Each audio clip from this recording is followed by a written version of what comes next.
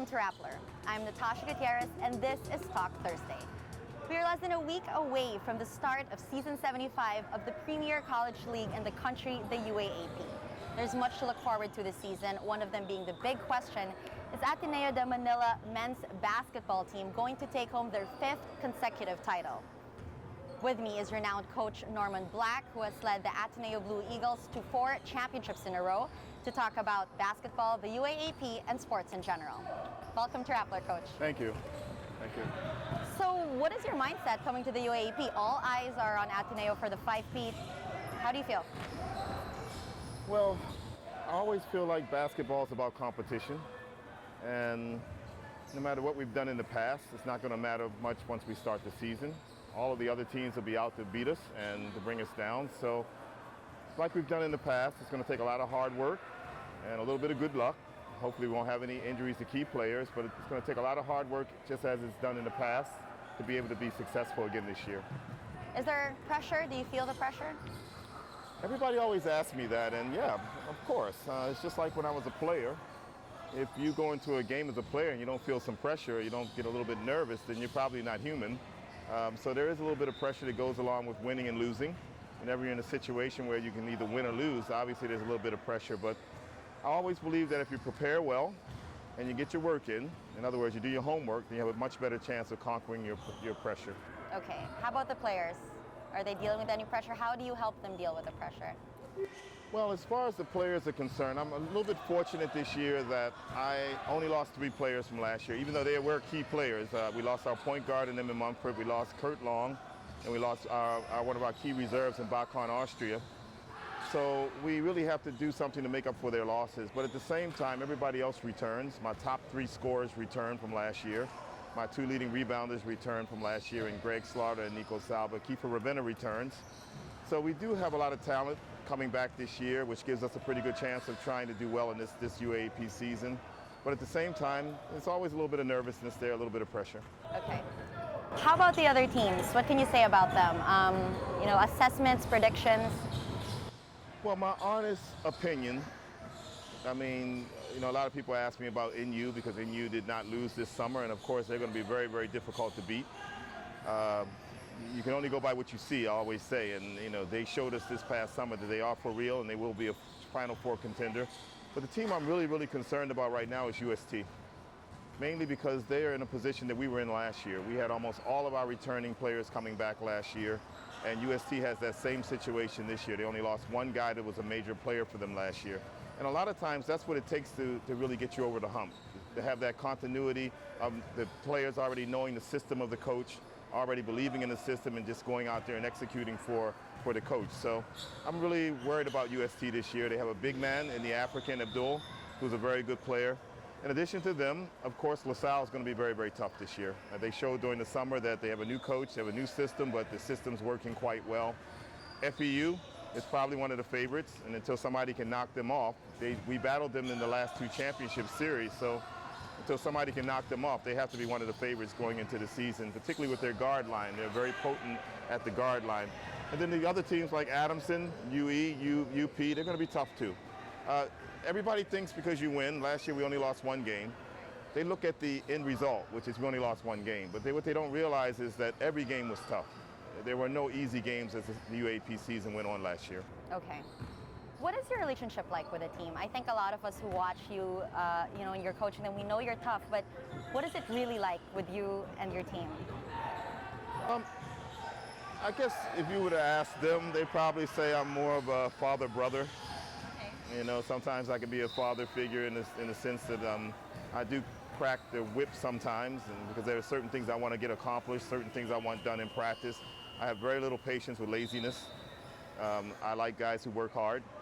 So if you're not giving the full effort, I'm going to really get on your case about it. But at the same time, I can come down to their level. Okay. It's not really a problem. I can be their brother. I can joke around with them and have fun with them. They seem to feel very, very free and opening up and telling me what they feel at times and joking around with me. But at the same time, they understand that we have to get work done, and that's what I'm all about. Okay, great. Recently, there's been a lot of problems with officiating in the PBA. Are you concerned at all about any of that in the UAAP?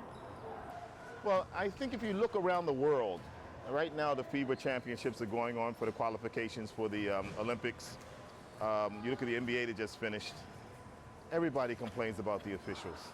Every league that I know of complains about the officials. Everybody in the UAAP complains and the PBA complains, especially if you lose. Okay, so it's part of it. I think the thing the coaches want most is that the officials, they just stay consistent. In other words, if you start calling the game a certain way in the beginning, or you start calling the game a certain way at the beginning of the season, then that's the way we want you to call it for the entire season or for the entire game. We just don't want you to change midstream and start calling it differently, or you call it one way for one team or another for another team, because that's when the suspicions start to come in, as far as the performance of the officials go. But the one thing I recognize is that as a coach, I make mistakes. My players make mistakes. I made mistakes as a player. So the referees also make mistakes. They're not perfect. They're not going to referee a perfect game. But as long as they can be consistent and we can view them as being honest, then I don't have a problem with them. And personally, you're okay so far with officiating? Yeah, I'm okay. I'm different from some coaches. I work with a coach who really is very, he shows his emotions a lot on the court. I'm the type of coach that once I get upset with the referees and I start yelling at them and I start losing my cool and blowing my top, I lose focus on the game. So as much as possible, unless it's really grave, I'm trying to stay focused on what I have to do, because once I blow up on them and start yelling at them, then I lose focus on what's happening. And it affects your game, okay. And I have to ask you about this. Don Eliado's tweets really gained a lot of various reactions on social media. You know, there were people who basically got angry at him for the accusations, and others who kind of lauded him for the courage of coming out and believed him. What are your thoughts on that? Well, I think in the case of Don, he has to be a little careful with the things he says. He is a player in the PBA. Obviously, anything he says, people will listen to.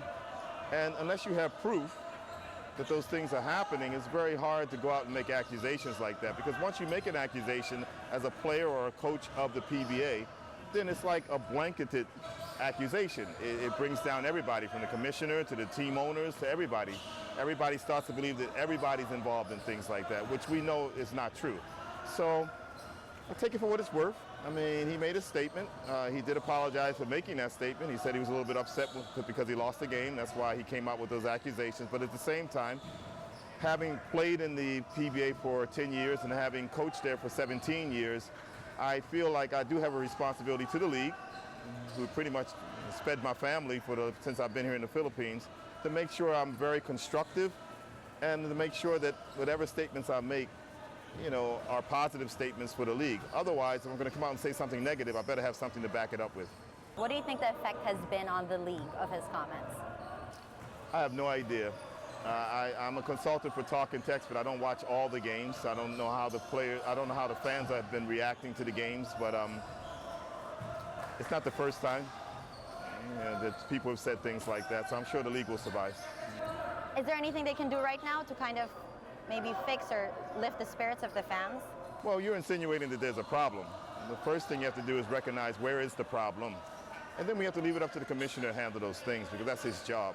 If there is a problem with officiating and that they're not consistent and they're not calling the game correctly, then he's going to have to try to fix that. Given what happened, do you have any social media rules for your players? Actually, we have a team meeting every year for the Ateneo team before the UAAP starts. And even this year, we made sure that they understood the fact that whatever they put on social media, whether it be Facebook or Twitter, they're going to be held responsible for. So be very constructive in what you say. And be responsible for what you say. And if you can do that, then you're not going to have any problems. Now I want to ask you a more general question. What do you think, since you've been coaching in the UAAP now for 8 years, what do you think is the state of collegiate sports in the country? Well, I can only speak for basketball. Obviously, the UAAP is a very healthy league. It gets a lot of support from its fans base, which is basically the schools, their alumni, their communities, schools, communities, and particularly Ateneo and LaSalle. If you've ever gone to an Ateneo LaSalle game, you know exactly what I mean. One half of the arena is all blue, the other half's all green, and they basically go at it for about 2.5 hours. And I think all the other schools are well represented too when it comes to the UAAP games, particularly if the games are on Saturdays and Sundays when there's no school. And the competition is very good. I mean, the majority of the players coming out of the UAAP and the NCAA are the players that move on to the PBA, except for the ones that maybe come from overseas. So you can see how the UAAP and the NCAA have been developing players to be able to move on to become professional players. So, okay, you have the D League in between the two leagues, but it's really the UAAP and the NCAA that really develops these players for future representation in the national team, for future representation in the PBA. Can you compare what it's like to coach college sports and the PBA? I guess the biggest difference is that in college, you get to choose your own players. In other words, one of the things that we were very successful with, we have been successful with since I've been in Ateneo, is recruiting. We've been able to go all over the country to recruit players and to bring them into Ateneo to study and play basketball. So I have an opportunity not only to go see them play in high school, but to meet with them, to talk to their parents, to talk to their coaches, to find out a lot about them before I recruit them. And therefore, there's you have a connection already when you bring them in because they started out with you. And of course, it's nice that as I think my job is, to develop them as they grow older. In other words, my job is to make sure that when they enter as freshmen, that they leave as seniors better than they were as freshmen. In other words, to see them grow as players, improve their skills as players, to grow into men. That's what basically college basketball is all about. Development of skill, development of person. But in the pros, it's a little bit different. Normally when you get them, they're already stars. The ego's a little bit bigger. They're making a lot of money. So you can't really tell them as much as you could a player who's not making anything, because that player who's not making anything wants to get there. So he's willing to listen a little bit more to what you have to say. But coaching basketball is all the same. The one thing I've learned by coaching in college the last 8 years is the fact that even if I move back to the pros, I'm definitely going to continue the skill development. Before, when I was coaching in the pros, I would always think that once I received the player in the draft in the first round or the second round, that he was already a made player. And all I had to do was fit him into my system and then coach the team for that particular game. But what I found out by coaching college basketball is the skill development does not stop just in college. It can continue in the pros because a lot of these players are young. So skill development will really be my focus once I do move back to the pros again. Okay, and since we're talking about the pros, how different do you think the PBA is now from when you played? Actually, the PBA has recovered a lot from the last few years. The PBA was down a little bit, I would say just 2-3 years ago, but I think under the leadership of Attorney Salute, I think the league is on the upswing right now, and you can see that by the crowds that have been coming out to see the games. And the basketball is no different. There are a lot more Phil Ams now than there were when I was coaching before, because Phil Ams continue to come to the country to play here in the PBA. But the basketball is still the same. I mean, basketball doesn't really change. The fundamentals stay the same.